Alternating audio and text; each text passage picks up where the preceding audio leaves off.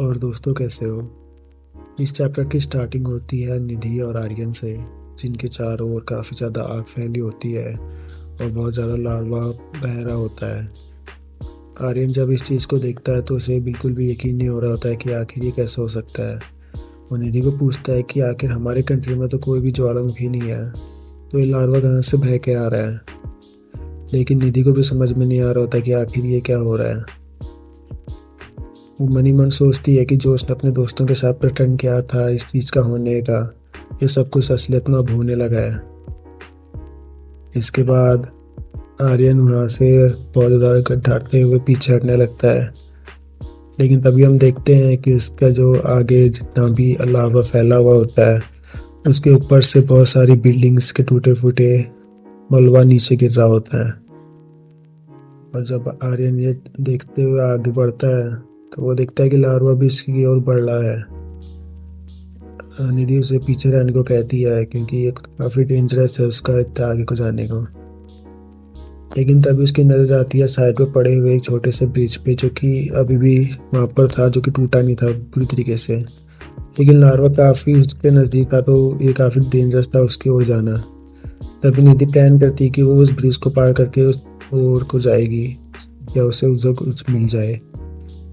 इसके बाद वो नीचे उतरने लगती है एंड वो आर्यन से बोलती कि हमें अब उस तरफ जाना होगा इस ब्रिज की हेल्प से। लेकिन आर्यन बहुत ज़्यादा शौक हो जाता है कि आखिर ये तुम क्या बोल रही हो, ऐसा क्या तुम पागल हो गई हो। लेकिन तभी निधि उसे समझाती है कि हमें ज़रूर यहाँ से निकलना होगा, अगर तुम्हें यहाँ से नहीं आना है तो यहीं रहो और भूखे मर जाओ यहाँ पे। और उसके बाद वो आगे बढ़ने लगती है और आर्यन वहीं पर रहता है। आर्यन के पास कोई और ऑप्शन नहीं होता।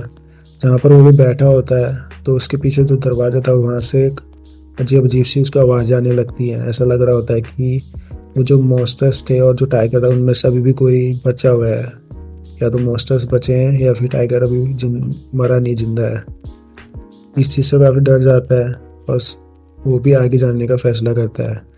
इसके बाद वो पीछे पीछे निधि के चलने लगता है और वो उससे पूछने लगता है इस चीज़ के बारे में कि आखिर लार्वा ये हमारी जो गमनम सिटी है यहाँ पर कैसे आ सकता है।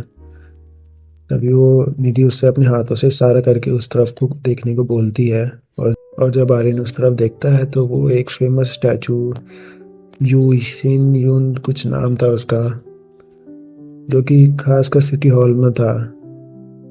आर्यन इस चीज़ से काफ़ी ज़्यादा शौक हो जाता है कि आखिर सिटी हॉल की जो स्टैचू है इधर क्या कर दी है।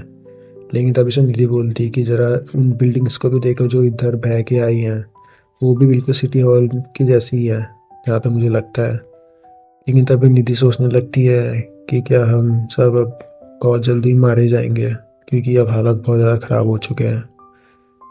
तभी वो अब उसकी हालत थोड़ी ख़राब होने लग जाती है और वो नीचे गिरने लगती है। लेकिन आर्यन से किसी का सामान लेता है नीचे गिरने से और उससे पूछता है कि आखिर तुम्हें क्या हुआ।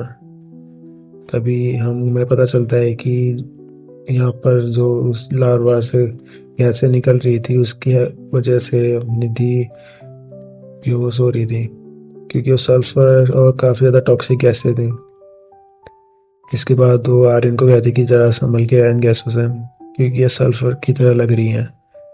आर्यन को बिल्कुल समझ में नहीं आता क्योंकि एक तो उसकी नाक बंद थी तो इसलिए उसको पता नहीं चल पाता ठीक से। और तभी वहाँ पर निधि बेहोश हो जाती है और आसपास वहीं पर बहुत सारी बिल्डिंग्स के जो मलबा था नीचे लावा में गिर रहा था और बहुत ज़्यादा टूटने फूटने की आवाज़ें आसपास आ रही थी।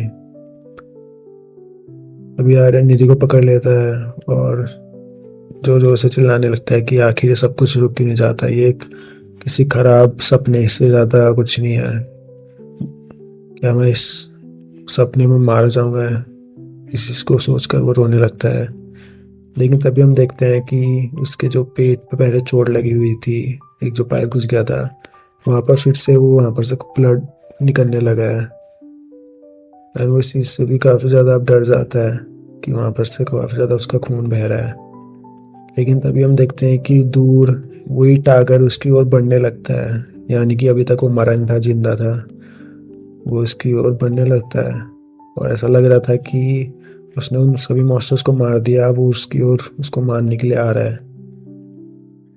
वो उसकी ओर बढ़ता है और उस अपना मुंह उसके सर पर लगाता है।